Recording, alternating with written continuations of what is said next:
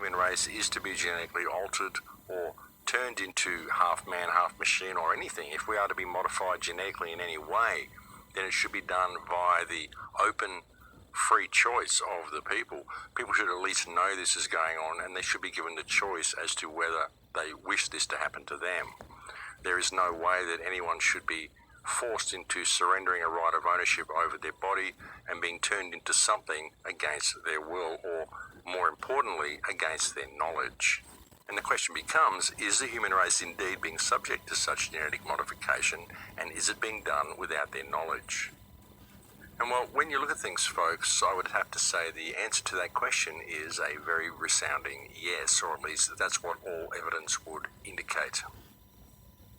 And this is something that really can't be denied. You know, they're doing this to us, folks. They're modifying the human race. They're doing it by modifying the food.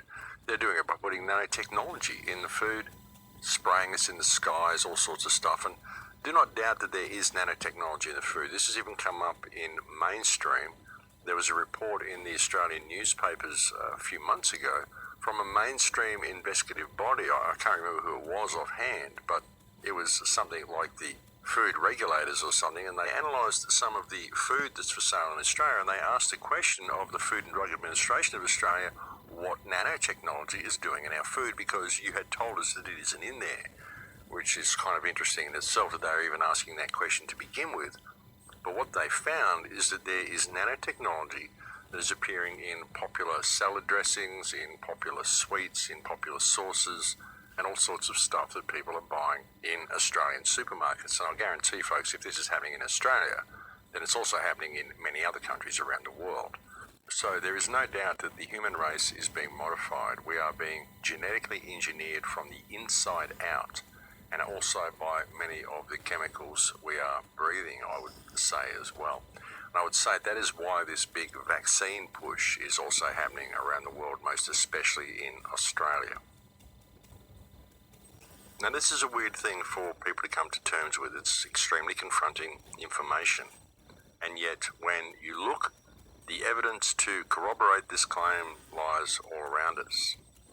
Simply the substances, the chemicals, the things that we're finding in our food, the nanotechnology, and the similar substances, chemicals, and nanotechnology that we're witnessing coming down in chemtrails. All of these fibres that people are finding all over their back lawn. And people who think chemtrails are not real, well, folks, they are. You really need to look at this. They've admitted that they're spraying the skies, and we know they are because we've done soil and water analysis. And we're finding nanotechnology and the same chemicals, barium, strontium, all these things in everything. And you've got to wonder, well, what are they doing? What are they doing to the human race, and what is the point of this?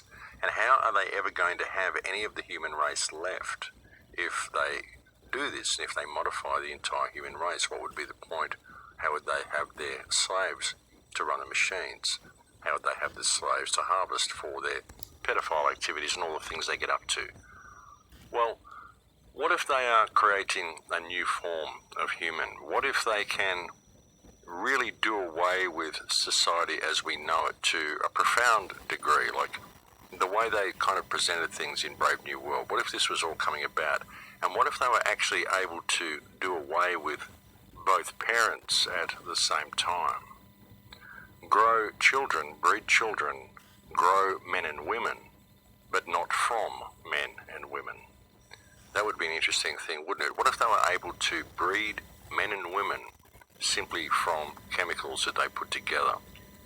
I mean, this is what they have been trying to do for a long time. The question, of course, would be in breeding such men and women is whether these would be real men and women, whether they would have the genetic code needed to really have anything that will be construed as a soul or any type of genetic memory. I mean, what sort of genetic memory will we have if we were born from chemicals? I mean, of course, each of us is a construct of the genetic memory of our parents and all of our ancestors on both sides. We contain the waters and the genetic codes of all of those who came before us.